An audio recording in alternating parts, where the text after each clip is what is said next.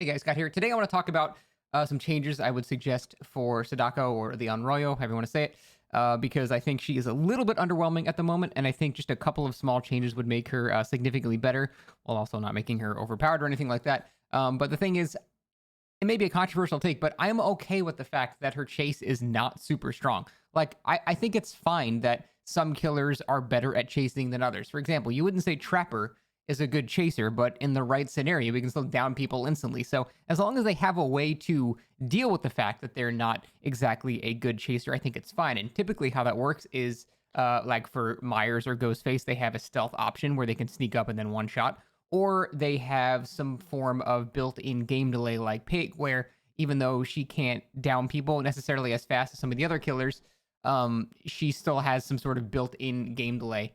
And I think that is something that we should probably focus on more rather than just giving her another just chase power like, every other killer they've released in the past 57 years. So I think it's okay that her chase is not amazing, but we need to buff other aspects of her kit to make the games last longer to accommodate for that fact. And so the first thing I think we should focus on is the whole condemnation thing. The condemnation is basically useless. I ignored it. I played against her, I don't know, maybe 20, 30 times. I ignored it every single game. Didn't even come close. The only time I ever came close to being condemned, I actually did get condemned because I just grabbed the tape just to hold it and see what would happen. So there's pretty much no danger of you ever actually being condemned. Despite the fact that people on the PTB were getting condemned, it's because they're new and they don't even know why they're getting condemned. It's very easy to stop. And once you are getting high up on, if you somehow manage to get 4 to 5 stacks, you can just grab a tape, take it to your TV, and even if she's chasing you and hits you, you speed boost to it and put it in before she can hit you. Even if she's camping the VCR, you can still just do it in between her cooldown. So you're basically in no danger of getting one shot. Now there is a specific build if you use an iridescent add-on and you like tunnel one guy specifically, but I mean that's obviously not how you should be playing the killer. That's not how it's not behavior intended you to play the killer. It's like the definition of cheese. You're just avoiding the entire game at that point. You're just spamming teleports trying to kill one guy instantly. I think because of how many stacks it takes to get and how slow those stacks are and how quickly you can remove them, if you do want to try to get a condemnation kill, it basically makes it so you have to like tunnel one dude. Because think about it, you have to hit one guy 7 times with a teleport to be able to get this. And again, there are add-ons that sort of make this a little bit easier. But if you think about that, that's like 49 potential teleports you have to hit, assuming they don't cleanse their condemnation a single time. And so because of that, there's 49 potential hits. You typically don't want to do that. You just want to go for one guy. So what you do if you try to do this is focus down one guy with condemnation, which basically means you're just throwing the whole game to just teleport on top of a dude over and over again so you can eventually cheese him with a one shot. Even if that is like, something you can do, that's not a gameplay loop we should be encouraging, where she's ignoring the other players and only one guy is just getting fucked. It's just, I don't know. That doesn't seem like a healthy gameplay loop to incentivize. And plus, it doesn't even mean she'll win. It just means by the time the game ends, she might get one instant kill, which is cool, but it's not even good. So I think what we should do, the first major change, is condemnation should build over time.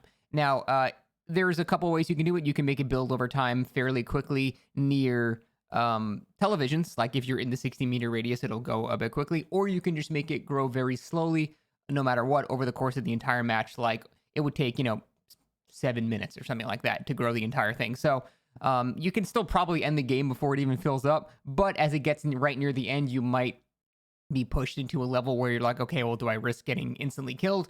Or do I just finish each ends? Or do I go cleanse and all that stuff? So I think that would introduce a bit more of a risk-reward dynamic if every survivor had to worry about that. And by doing that, it makes it so the killer doesn't necessarily have to focus one guy down and basically tunnel the shit out of him without even playing the game by just cheesing teleports over and over and over and over again. So I think it'd be a lot healthier if there were more potential targets. But in doing so, survivors will have to have more of a risk-reward scenario. So I think some sort of passive condemnation buildup, I think probably the safer bet is to do it in the radius of a television. Usually televisions are near generators, so survivors can simply take the tape and then continue working on the gen at no danger, or they can, risk the buildup. I mean, I guess if you grab the tape, you're going to get buildup as well, but whatever teammates are nearby are going to be safe. So you'll actually have to have some game delay. The game will go slower because probably at one point during the match, every survivor is going to have to do at least one VCR exchange. And I think that's fine because, I mean, with Pig, that's pretty much how it works. Every survivor's probably at one point going to have to remove a trap, and hers are probably going to give you even more game delay because you're not going to get it on the first try. So this is probably not enough to even be super impactful, but it is a buff that I think she really does need. So passive Condemnation build up, especially around TVs, I think is a very good and safe idea. Again, it's an instant kill, so you have to be very careful with it, but I think a very, it's a very subtle effect, and it'll introduce an interesting risk-reward scenario. There's another really cool idea I saw in some comments. I believe Ash the Swan was the first one that said it, and then some people responded past that. It was Condemnation is tied to how far away you can see her while she's demanifested. And I think the original suggestion is the reverse of what I would do. I would make it so the less condemned you are, the further away she can be before you see her. So the less condemnation you have, she can be closer before she starts, phasing in and stuff like that. So let's say you have 0 condemnation. You wouldn't see her until she was like 16 meters away, which is, for example, a tier 2 Myers terror radius, which I think would be a fair comparison. Now, the more condemned you are, the further away you can see her. When you're at, 5 or 6 or 7 even, you can see her basically from anywhere on the map.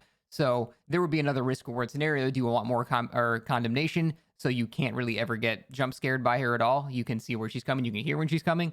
Or do you want to risk getting jumped, but you're in no danger of getting one shot? I think that'd be a much more interesting gameplay dynamic. Again, survivors would have to make a smart decision on what is the best call at the current time. Something simple like that, I think, would be very interesting.